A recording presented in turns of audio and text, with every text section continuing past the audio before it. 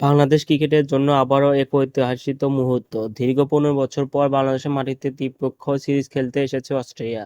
বিশ্বের অন্যতম শক্তিশালী এ দলকে নিজের ঘরের মাঠে স্বাগত জানাতে প্রস্তুত টাইগাররা।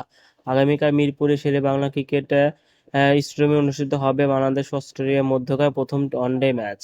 এবারে সফরে 3টি ওয়ানডে ও 3টি টি-টোয়েন্টি ম্যাচ রয়েছে। প্রথম 3টি ওয়ানডে মিরপুরে অনুষ্ঠিত হবে। ক্রিকেট প্রেমীদের মাঝে এই সিরিজ ঘিরে তৈরি হয়েছে উত্তেজনা, কারণ অস্ট্রেলিয়ার মতো শক্তিশালী দলের বিপক্ষে ঘরের মাঠে খেলার সুযোগ সবসময় আসে না। অন্যদিকে সম্প্রতি সময়ে নিজের মাঠে দুরন্ত পারফরমেন্স করে আসছে বাংলাদেশ।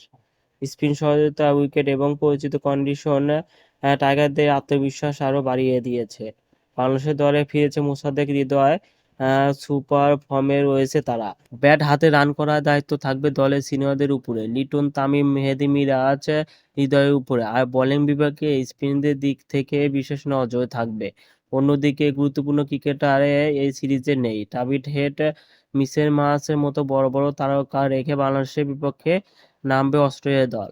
মিরপুরে উইকেট, দর্শক সামর্থ্য এবং সম্প্রতি ফর্মে সবকিছু মিলিয়ে বাংলাদেশে ভালো একটা লড়াই উপহার দিতে পারে বলে আশা করছে ক্রিকেট প্রেমিকরা।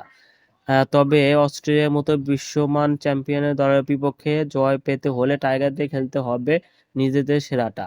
এখন দেখার বিষয়, 15 বছর পর বাংলাদেশের মাটিতে ফিরে আসা অস্ট্রেলিয়া প্রথম ম্যাচে চমকে দিতে পারে কিনা বাংলাদেশকে। আপনার মতে প্রথম ওয়ানডে কে জিতবে, বাংলাদেশ নাকি অস্ট্রেলিয়া?